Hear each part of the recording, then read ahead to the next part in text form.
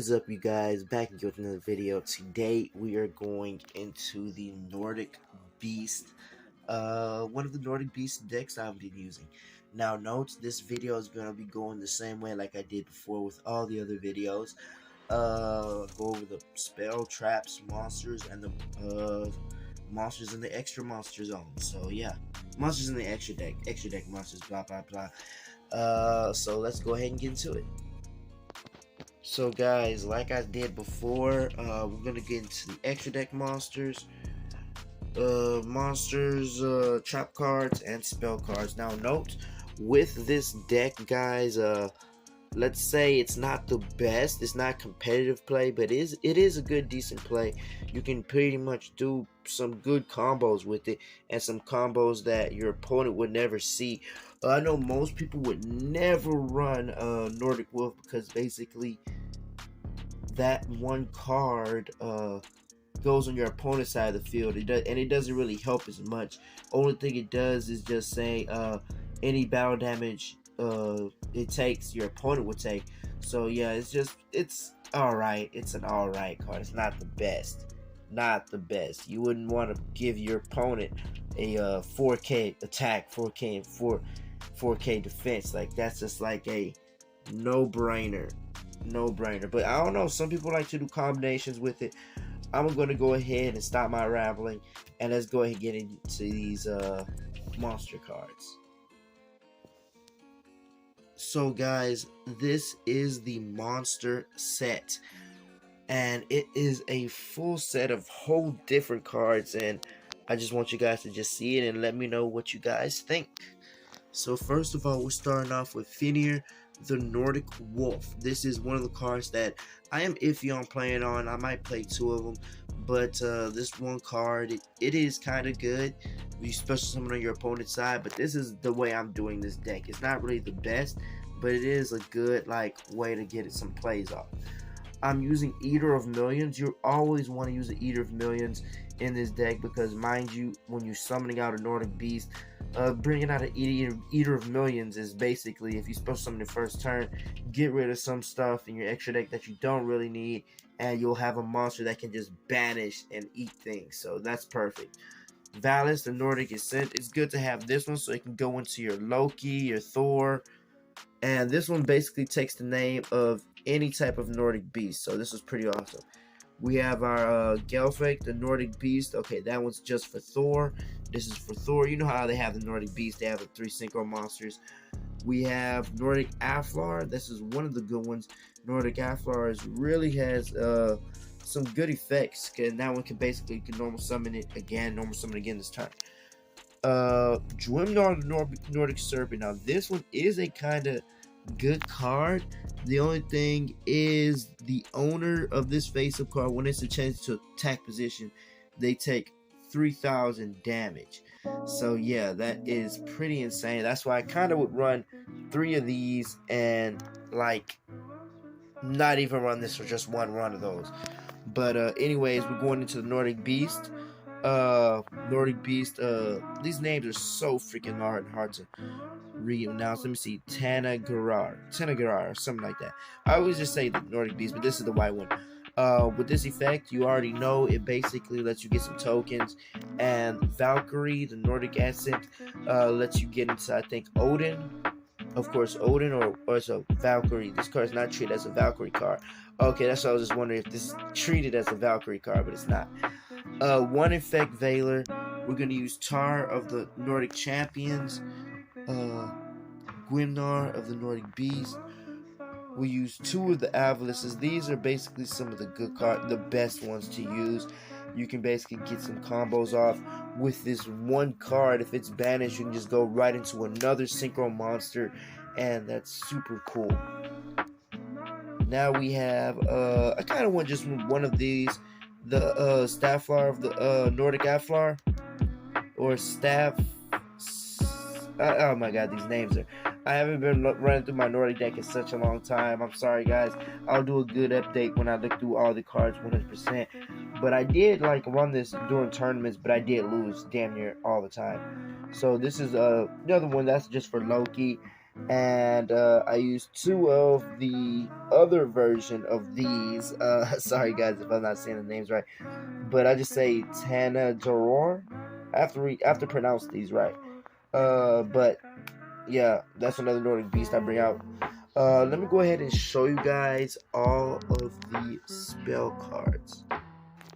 Now guys, if you would expect that I run a bunch of spell cards, I really don't run that many. I use a Nordic Relic, Dwimnar. I have a few Nordic relics that I kind of use, so yeah, that's basically some things that I kind of use. Summon Breaker, which is super cool. This basically stops any, like, this actually, I basically won a few times with this deck with just Summon Breaker. Like, after you do your combos to bring out your Nordic God, activate Summon Breaker, and your opponent can only special summon up to 3 times.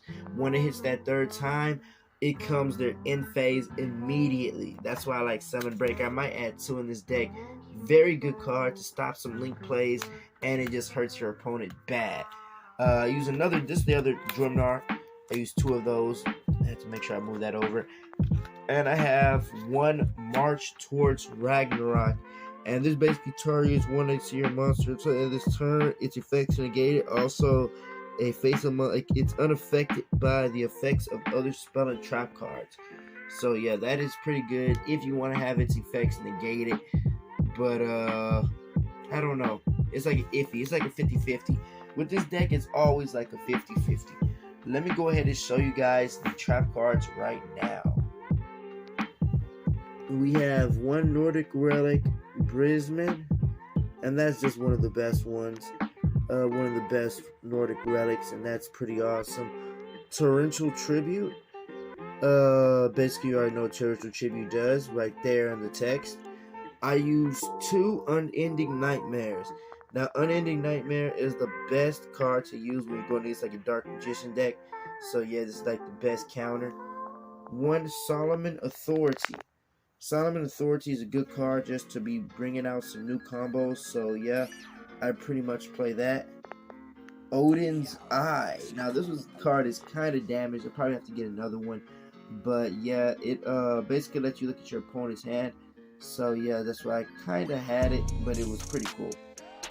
And a Royal Degree. You know you want to run a Royal Degree just in case, like just in case, you know, just in case. I'm saying just in case so much, but you already know a Royal Degree. Negate all trap cards on the field, and that's just in case you need it. Alright guys, let me show you the extra deck monsters. Now guys, with the extra deck monsters, I want to show you guys each and every one of them. Well, let's first start off with the main card itself, Guavlia.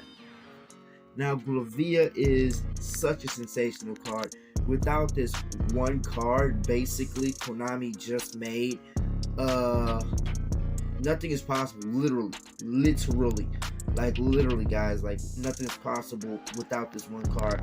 Guavlia lets you banish 3 cards from your hand, and I think it's hand to field if I'm making sure it's correct. You can banish 3 cards from your hand and or field. Okay, that's perfect. That is perfect. So banish those 3 cards from your hand and or field, and you can special summon Nordic monsters, 3 Nordic monsters from your deck, and they can basically be used. You have to use a synchro summon. So that basically lets you get right into Odin. So if you guys don't know what Odin does, Odin you already know, unaffected by spell and trap cards. Also, if it's destroyed and it comes back, you get to draw 1 card. Thor is the best to use because you can negate all monster effects. So freaking awesome. And if he comes back, you take 800 damage. So super awesome. Loki is something super nice too. You can negate. The one thing I hate about Loki is you can only negate the activation of a spell trap card when they activate during the battle phase. But when it comes back, I think you can add a spell trap card from your graveyard to your hand. So I was thinking Loki is kind of good with that effect.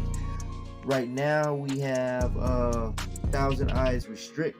That was pretty much good when I use it, just in case I have future.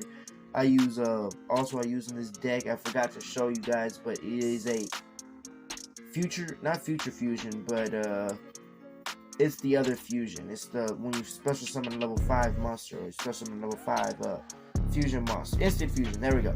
I use an instant fusion in this deck just for relinquish. Also, I have this just to be in the deck. The only reason I have Dark Fire Dragon in here is just for Eater of Millions. Underclock Taker I'll use sometimes, but the Reptilian I just use it just for Eater of Millions because I need extra cards in my extra deck. So yeah, this is just basically the breakdown of, I guess, one of my other decks that I have. I have a lot of decks, guys, that I'm working on. It is not really competitive play, not competitive ready, but it is still a good deck to use. If you guys like this video, like, comment, and subscribe. Please, please, please check out the other channels in the link in the description. And I will see you guys in the next video. Peace.